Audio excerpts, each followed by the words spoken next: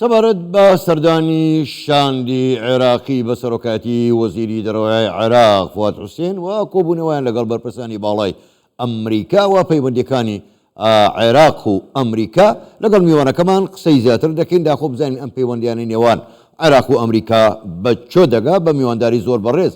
نزار حەیدەر بەڕێوەبەری سەنتەری ڕاگەاندنی عێراقی ڕاستەوخۆ لە واشنگتۆنەوە لەگەڵماندایە. بەڕێز نزار سلااوتان لێبێ، سوپاس بۆ بەشداریکردنتان لەگەڵمان لەم گەشتەی هەواڵەکانی کوردستان 24. بە خۆ دەزانی هەفتەیەکە شاندی ئابووری عێراق لە ئەمریکان.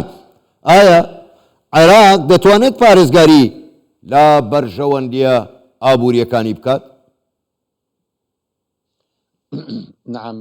بەڵێ زۆر سپاس بۆ ئێوە، سڵاو لە ئێوە و لە بینەرە بەڕێزەکانتان. زۆر سپاس بۆ ئەو میوانداریە.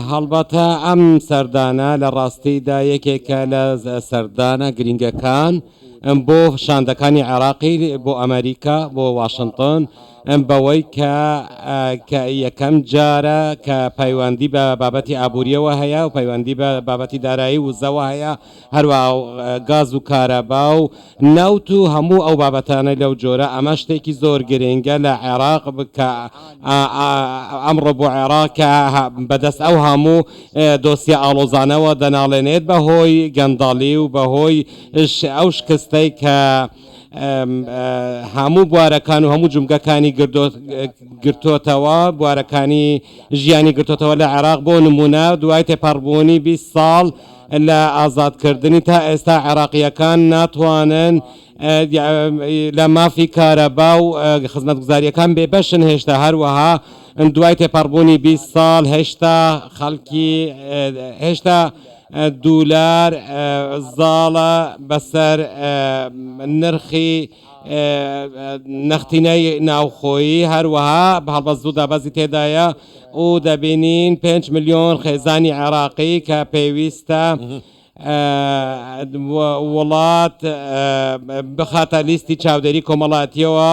لەگەڵ ئەو هەمووەش دەبینین هێشتا لە عێراق تا ئێستا نەکشت و کاڵەیانە پیشەسازی نەبازرگانی، هەروەها نابینین ئاڵوگۆڕێکی ڕاستەقینەی بازرگانی هەبێت، باڵکو عێراق هەمووی گزارشتە لە کۆمەڵگەیەکی بەکاربەر. بۆیە ئەم گەشتە ئەم سەردانە زۆر گرنگە بۆ ئەوەی هاوکاری عێراق بکات، بۆ ئەوەی هەستێتەوە سەرپێ لە ڕووی ئابوووریەوە هەروەها لە ڕووی داراییشەوە. زۆر باشە بەڕێزە نزار، یعنی ئەمریکا بەڕای ئێوە لە ڕووی پەیوەندی ئابووریەوە چ جۆرە پەیوەندیەکی لە عێراق دەوێت؟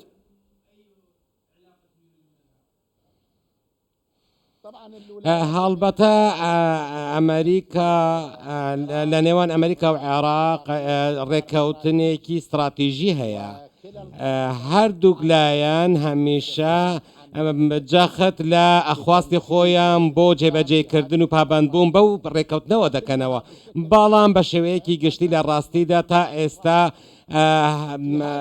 لە ئەرزی واقع وەک خۆی جێبەجێ نەکراوە. ئەم جارە حکوومەتی بەڕێز محەممەد شایع سوودانی لێمان بیست کە هەروەها لە بەرپرسانی ئەمریکاشمان بیست کە لەوانەش سەرۆک بایدن گوتیان زیاتر لە 20 جار گوتویانە کە هەردووک لە دەیانەوێت ئەو ڕێککەوتنە استراتیژیە کارا بکەم بە تایبەت لە بواری ئابووری و دارایی و وزە و نەوت و بوارەکانی دیکە.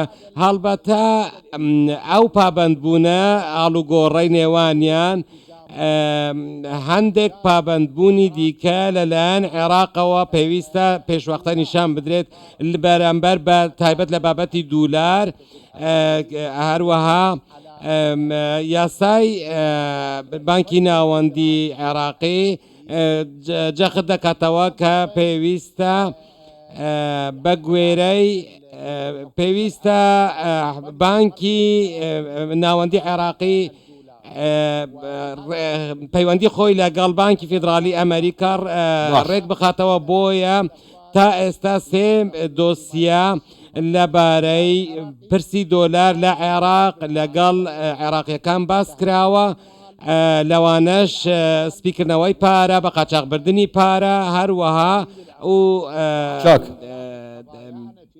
ئەم دۆسیانەش من لەو باوەڕدام کە پێویستە لەسەر حکوومەتی عێراق پێوە پابند بێت چونکە لە کۆتاییدا لە بەرژەوەندی عێراق دەبێت لە بەرژەوەندی گەلی عێراق دەبێت هەروەها لە بەرژەوەندی دراوی نیشتمانی دەبێت بۆ ئەوەی نرخەکەی جێگیر ببێت ئینکە لە ماوەکانی ڕابردوودا ڕوبەڕووی زیانێکی زۆر گەورە بۆ ئەوش دیناری عێراقی بوو. زۆر باشە بەرز نزار بۆ خۆ دەزانی هەم ئەمریکا هەم ئێران هەژمونی زۆر گەورەیان بەسەر عێراقدایە. پرسیارەوەیە ئایا عێراق توانیوێتی لە نێوان ئێران و ئەمریکا هاوسەنگیەک لە پەیوەندەکانی ڕابگرێت؟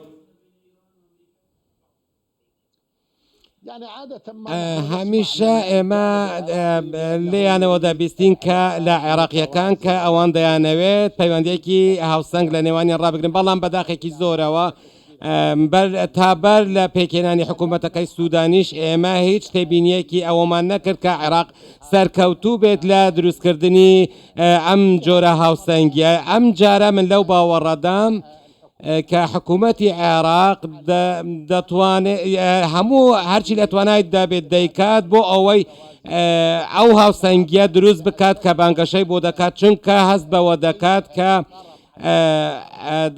هەست بەوە دەکات کە ئەگەر لەسەر حسابی لایەنێک مەیلی لایەنێکی دیکەی هەبێت ئەوە لە کۆتاییدا زیان بە ئابووری خۆی دەگەێنێت هەروەها زیانی ئابووری و زیانێکی دارایی. بۆیە من لەو باوەڕدام کە عێراق ئێستا جددیە ئەم جارە بۆ ئەوەی ئەو پەیوەندیە هاوسەنگە دروست بکات بەتایبەت لەو لێدوانەی ئەم دواییەی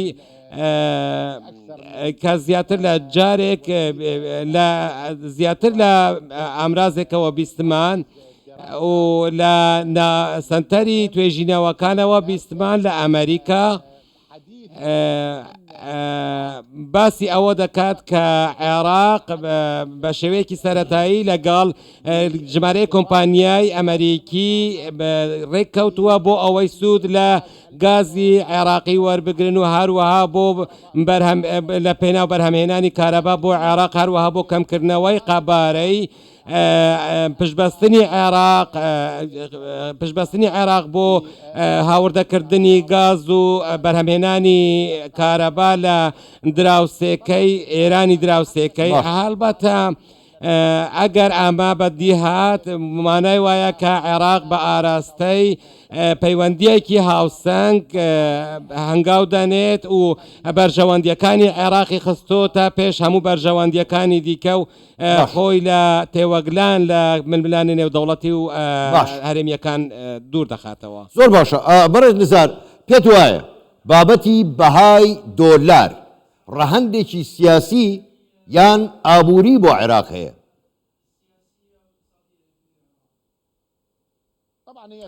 هەڵبەتە هەردووکیانە چونکە ڕێبازە ئابووریەکان کە هەر وڵاتێک پەیڕەوی دەکات دیدگایەکی سیاسی لە پشتەوەیە. هەروەها چەندین جار بیستومانە سەرۆکی ئەنجومەنی نوێنەران محەممەد حەلبوسی گوتی یەکەم گۆڕانکاری کە لە نرخی دیناری عێراقیدا دەکرێت لە ساڵی 2010 بڕیارێکی سیاسی لە پشتەوە بوو لە ڕێگەی یاسا و ڕەواتیدان ئەو ڕەواتیدانەی کە لە ئەنجومەنی نوێنەرانەوە دەنگی لەسەردرا بەبێ ئەوەی ئیستثنا بۆ هیچ هێزێکی سیاسی بکرێت.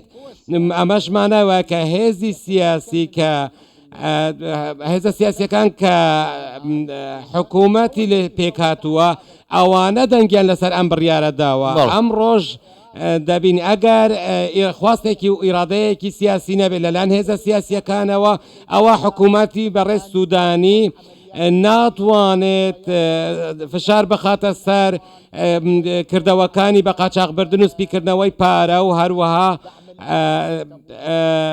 پارەدارکردنی تیرۆرستان. ئەمە هەمویان ئەگەر لە پشتەوەیان بڕیارێکی سیاسی نەبێت و ئیرادەیەکی سیاسی نەبێت لەلایەن تەواوی لایەنە سیاسیەکانەوە ئەوە بەڕێز سوودانی ناتوانێت هیچ هەنگاوێک بەو ئاراستانە بنێت چونکە ئەو داری سحری پێوە نییە بۆ بەدەستەوە نییە بۆ ئەوەی هەرچیەکی بیاوێتن بڵێت بابەدی بهێت و بۆی بەدی بێت. زۆر باشە دەستخۆشە زۆر بەڕێز نزار حەیدەر بەڕێوەبەری سنتەری ڕاگەاندنی عێراقی ڕاستەوخۆ لە واشنگتۆنەوە لەگەڵمان بووی سوپاس بۆ ئێوە خواتان لەگەڵ